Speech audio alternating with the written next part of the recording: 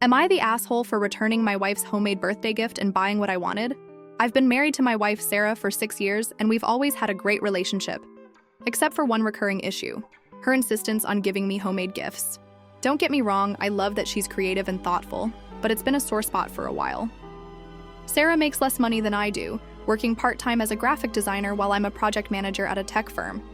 She's got this passion for crafting, and she pours her heart into making gifts for everyone: friends, family, even coworkers. The problem is, she does this even when I've explicitly asked for something else.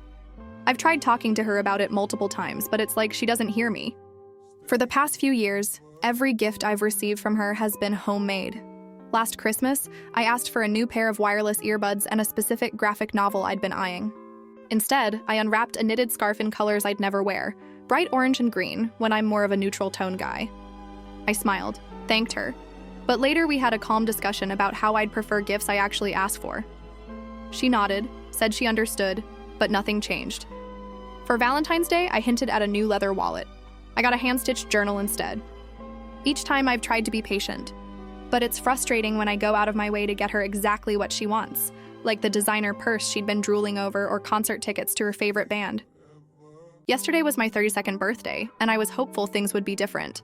A month ago, I sent Sarah a link to a book I wanted, a $25 hardcover biography of a historical figure I admire. I even mentioned it a few times in passing, saying how excited I was to read it. I wasn't asking for anything extravagant, just something I'd enjoy. When I opened her gift, my heart sank.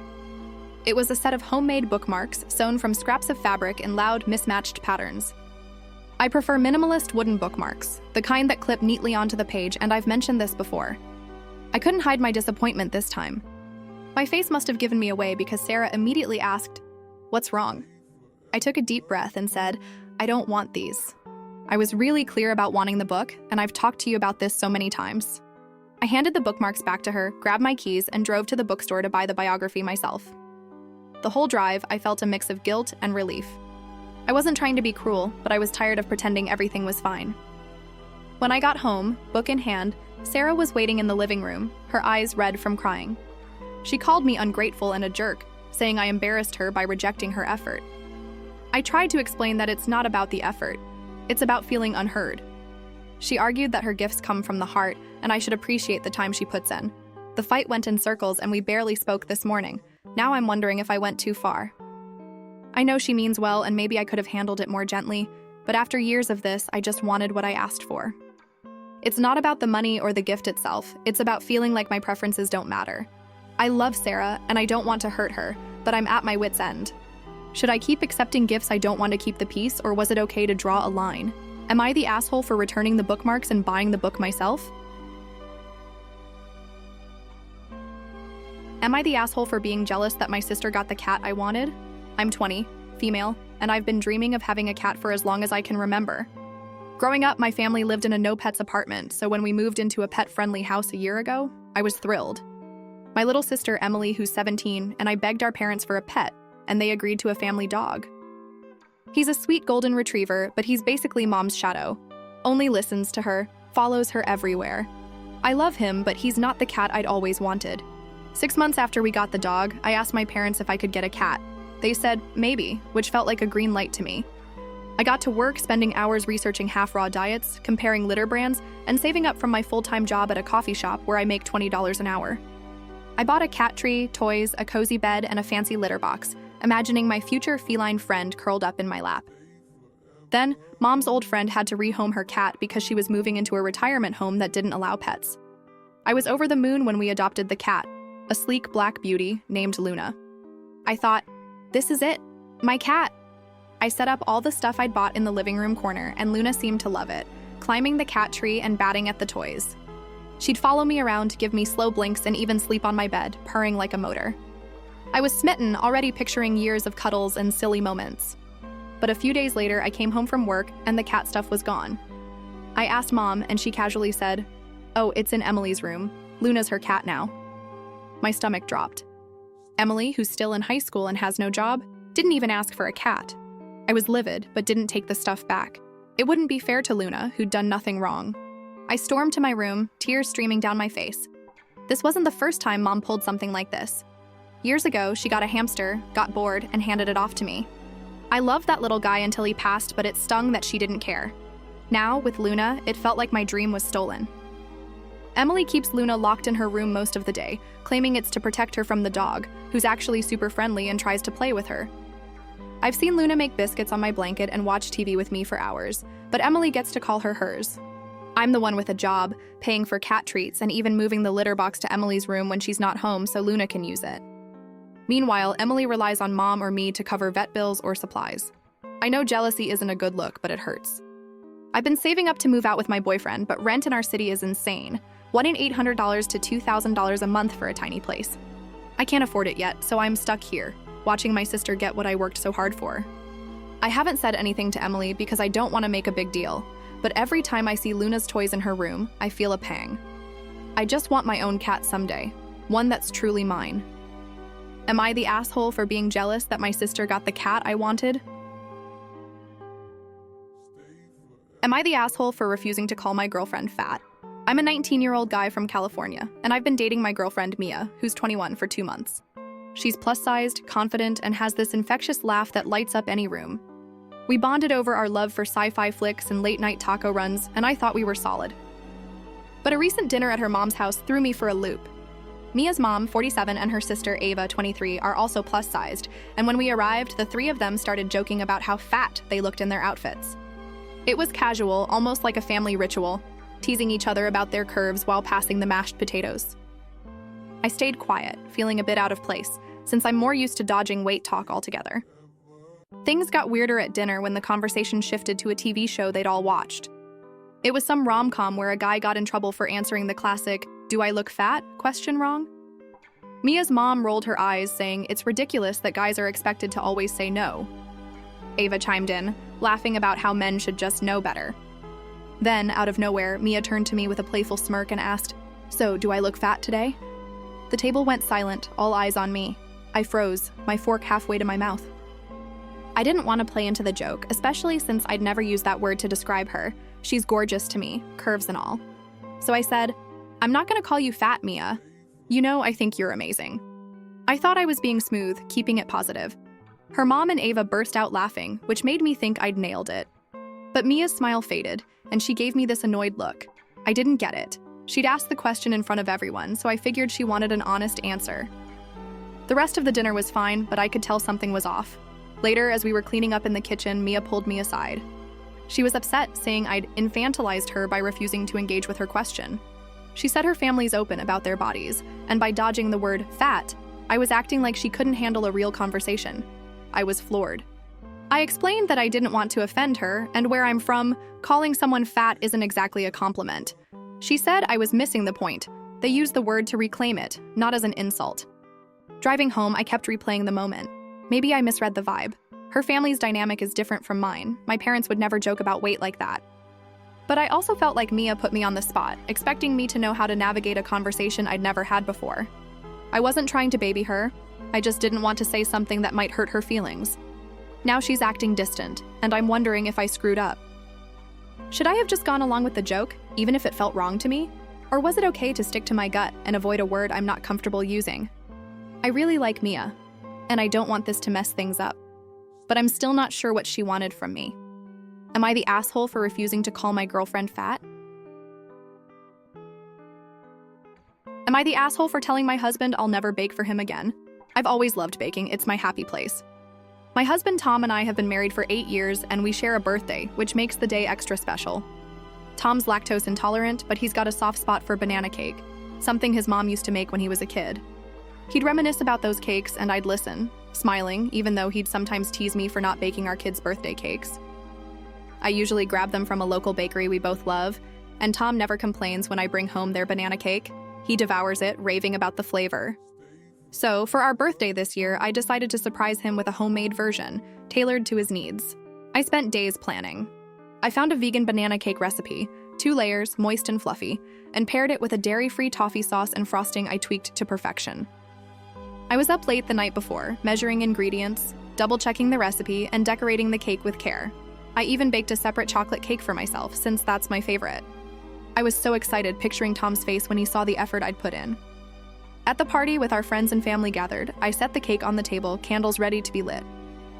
As we started the happy birthday song, I announced proudly, "Tom, I made you a banana cake with vegan frosting and toffee sauce." I expected a grin, maybe a hug. Instead, Tom stood up, looked at the cake, and said, in front of everyone, "Why'd you bake a cake? You know I don't like them anymore. I haven't eaten cake in years." My heart sank. The room went quiet, and I felt my face burn with embarrassment. I forced a smile, cut the cake, and kept the party going, but inside, I was crushed. His words stung, especially since he happily eats the bakery's banana cake and talks about his mom's baking like it's sacred. I didn't say anything then, just focused on playing the good host. But the whole night, I kept replaying his comment, wondering why he'd dismiss my effort so publicly. After everyone left, Tom noticed I was quiet and asked if I was okay. I couldn't hold it in anymore. "I'm never baking for you again," I said, my voice shaking. I explained how hurt I felt, how I'd gone out of my way to make something special for him, only for him to act like it was nothing. He doubled down, saying, "Thank you, but you should have known I don't like cake anymore. It's not fair to get mad at me." I was floored. Not like cake? He eats it all the time from the bakery. I pointed that out, but he just shrugged, saying it's different when it's from a professional. I didn't know how to respond, so I just walked away. Now I'm second-guessing myself. Maybe I should have checked with him first, but I wanted it to be a surprise. I thought he'd appreciate the gesture, especially since it was for our shared birthday. I love baking for others, and I've seen recipes online that people rave about. Some even asked for mine after the party. But Tom's reaction made me feel small, like my effort didn't matter. Should I have just stuck to buying a cake? Or was it okay to set a boundary and say I'm done baking for him? I don't want to hold a grudge, but I'm still hurt. Am I the asshole for telling my husband I'll never bake for him again? Am I the asshole for telling my sister her baby isn't a real baby? I'm a 26-year-old woman, and on New Year's Day, my fiancé proposed with a stunning lab-grown diamond ring, a pear-shaped solitaire with a marquise band just under 5 carats. I was over the moon, especially since I'd specifically asked for a lab diamond, believing they're more ethical than mined ones, which can sometimes be blood diamonds. I shared a photo of the ring in our family group chat and on Instagram, and everyone was thrilled, commenting on how gorgeous it looked. My sister Emily, 31, called to congratulate me, and I was excited to show her the ring in person, but when she saw it, her mood shifted. She said it was too flashy and not practical, even calling it a trendy choice that wouldn't stand the test of time. Her own ring, a beautiful 1-carat mined diamond, suits her perfectly, and I'd never dream of criticizing it. The conversation took a weird turn when Emily questioned how my fiancé, a second-year medical resident, could afford such a big ring. She even suggested I test it to see if it was real. I explained that lab diamonds are less expensive, mine cost a fraction of what a mined diamond would, but she doubled down, saying lab diamonds aren't real because they're made in a lab, not the ground, and lack sentimental value. I tried to laugh it off, saying I chose a lab diamond for ethical reasons, but she kept pushing, raising her voice about how it's not a real diamond. I was getting frustrated. She was dismissing something I love, and it felt personal. That's when I snapped. I said, "By your logic, your daughter isn't a real baby because she was an IVF baby, grown in a lab too." Emily and her husband had struggled with infertility due to her endometriosis, enduring multiple IVF rounds and a miscarriage before their daughter, my niece, was born last year. It was a tough journey, and I know how much it meant to them. My point was that lab-grown doesn't mean less real. My ring is a diamond, just like her daughter is a real, precious baby. But the moment the words left my mouth, I knew I'd gone too far. Emily started crying over the phone. Her husband called me later, furious, saying I was insensitive and couldn't understand their emotional pain. He even called me ableist, which confused me since I have endometriosis too. I felt awful. I love my niece to pieces. I babysit her often, spoil her with toys, and adore her cuddles. I didn't mean to hurt Emily. I was just trying to make a point. My mom said it's not a huge deal, but suggested I give Emily time to cool off. My fiancé thinks I was justified but shouldn't have gone there. A week later, Emily called asking me to babysit. She apologized for her husband's outburst, but not for her comments about my ring. I apologized for what I said, explaining I didn't mean to imply her daughter wasn't real, just that her logic was flawed. She didn't fully accept it, but we moved on. Still, I'm left wondering if I was wrong to make that comparison. I was hurt by her dismissal, but I know her IVF journey was painful. Should I have just let her comments slide, or was it okay to push back, even if my words cut deep? Am I the asshole for telling my sister her baby isn't a real baby? Am I the asshole for telling my daughter she's not autistic in front of her friends? I'm a single mom to my 15-year-old daughter, Lily, who's always been a superstar in my eyes. She's the kind of kid who organizes her own birthday parties, shines on the debate team, and runs the Feminist Roundtable Club at school, where she led a fundraiser for at-risk young women. I've watched her navigate social circles with ease, charm everyone she meets, and set big goals, like aiming for college scholarships. I'm beyond proud of her. But lately, I've been worried about a new friend group she's fallen in with. It's 3 kids, 2 non-binary and 1 girl, who all claim to be autistic. Since meeting them, Lily started saying she's autistic too, and it's thrown me for a loop. Before this, Lily never showed any signs of autism. She's always been outgoing, handles stress well, and thrives in group settings. But now she's posting stimming videos on TikTok, something my sister noticed and told me about. She's spending hours in her room with these friends, making content about autism instead of hanging out with her old crew from the Feminist Roundtable, who seem to inspire healthier habits like volunteering and staying active. I've noticed her pulling away from those friends, and it feels like this new group is influencing her in ways I don't fully understand. I'm not saying autism isn't real or valid, but I'm skeptical about Lily's sudden self-diagnosis, especially since it started after she met these kids. The other day, things came to a head. Lily and her friends were in the kitchen chatting about school. I overheard Lily say about a classmate, "She wouldn't get it, she's not autistic." It rubbed me the wrong way, like she was using this label to feel superior. I couldn't stay quiet. I walked in and said calmly, "Lily, you're not autistic either. You've self-diagnosed, and it's not fair to claim that label when you haven't struggled like people who actually have autism." I wasn't trying to shame her, just set the record straight. But her face turned red and she stormed upstairs, her friends trailing behind. She's barely spoken to me since, and I'm left wondering if I messed up. I get that I embarrassed her in front of her friends, and maybe I should have talked to her privately. But I was frustrated. She's never been evaluated, and I worry she's adopting this identity to fit in, not because it's true. I've seen how trends spread among teens, especially on social media, and I don't want her boxing herself into something that might not reflect who she is. Still, I hate that she's upset. After reading some online feedback, I booked her an appointment with a psychiatrist for a formal evaluation next week, and I apologized for calling her out publicly.